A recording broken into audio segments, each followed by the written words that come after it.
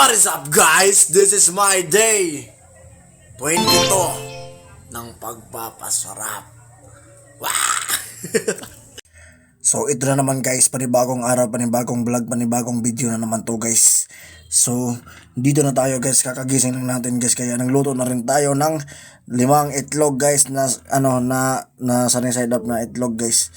At saka meron tayong 100 grams of white rice, at saka meron tayong 200 out, nasa 214 na itlog guys, mga 5 eggs yun, na whole eggs. At saka yun, tinimbang ko yun guys, meron akong total calories ngayong ngayong breakfast meron tayong total calories of 492 calories ng breakfast guys. Ngayong breakfast na utal na ako guys. So yun yung dinner ko. Hindi pala dinner, breakfast ko yun, breakfast. So ngayon guys, dito na naman tayo sa lunch ko guys. Na bumili lang ako sa labas guys kasi na obya ako pagluto guys. So meron akong iwan ko dyan ilang grams of white rice yan guys, pero siguro yan nasa 150 guys, kasi yung usual na kinakain ko guys is 200 grams of white rice, pero yan guys yung kinakain ko na rice is maliit. So, hindi siya kasing laki ng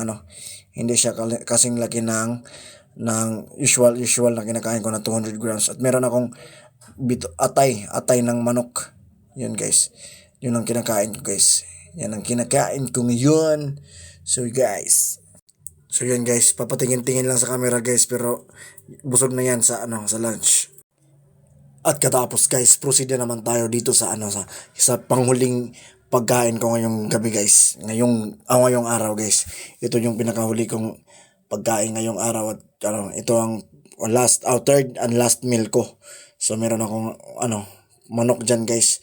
Manok na merong cabbage, yung repolyo naman. Yung repolyo guys, inhaluan ko ng repolyo guys kasi sobrang sarap. Tapos merong chicken dyan guys, chicken na manok, yung chicken breast pala. Yan yung kinakain guys. Kung napapansin nyo guys, bagong gupit ako guys, yun, parang bola guys. Pwede na pang basketball yung ulo ko guys, pero wag niyong pansinin yan.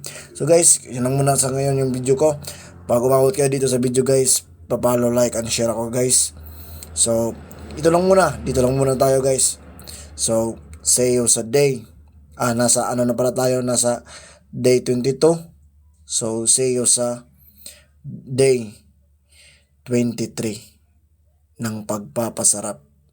Paalam mga people of the Philippines. Mwah!